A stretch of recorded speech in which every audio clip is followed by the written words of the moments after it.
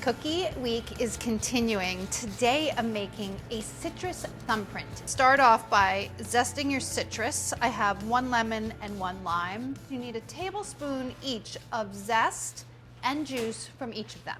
It's very citrusy, hence the name. I love citrus. I think it's such a bright, fresh flavor at the holidays. Tablespoon of this juice. I am actually going to measure it because I don't want to overdo it. I know you're thinking, what? You measure? Never. Yeah, it does happen. And then the same thing with the lime. I have a special treat coming up. We're gonna have a guest who's gonna do something really special with our cookies. I bet you guys are gonna love it. So you're gonna have to stay tuned and see what I'm talking about. Watch every video and then you'll find out. All right, so that's your citrus. For the dry ingredients, I have 2½ cups of all-purpose flour. This was sifted and then measured, so I already have it in my bowl. And 1/2 teaspoon of fine salt, as well as 1/2 cup of confectioner's sugar. You can whisk those ingredients together. In my mixer, I have 2 sticks of unsalted butter, room temperature, as well as 1/4 cup of granulated sugar. Quite warm in here, so my butter is already getting creamy. To the butter mixture, you can add your citrus juices and zest.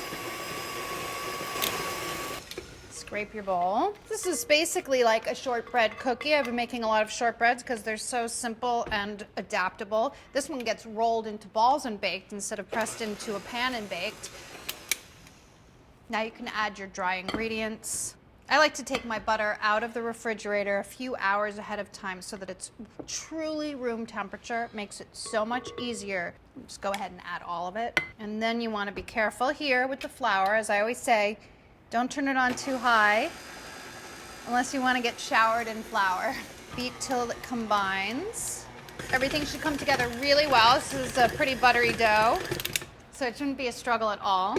Take it off. Now these citrus thumbprints are a little bit delicate for packing, but if you have some nice little boxes and you can put them in one layer, they're so special and beautiful. They're like little jewels. Give it another stir to fully combine, and then you can scoop it. Have your oven preheating to 325 degrees.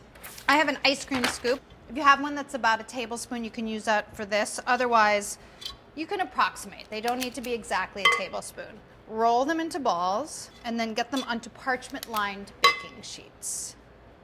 You're going to want to get these into a freezer for about 10 minutes just so they firm up a little bit so they hold their shape nicely when you put them into the oven. 325 degree oven.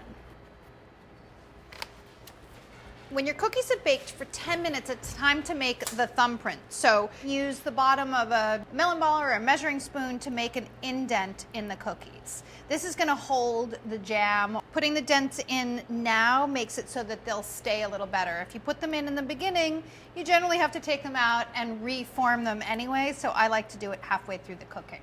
Now you want to get the cookies back into the oven until they're set and just light golden brown around the edges. Be about 12 more minutes.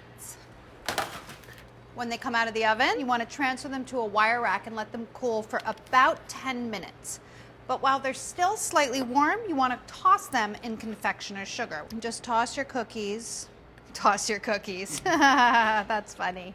If you're making these ahead, say you want to make them as a gift or something, you can bake them ahead and then freeze them and then take them out, warm them just slightly and toss them in the confectioner's sugar. You don't want to do this too far ahead because it does absorb as they sit. Now for extra special coatingness, sift more confectioner's sugar over the top.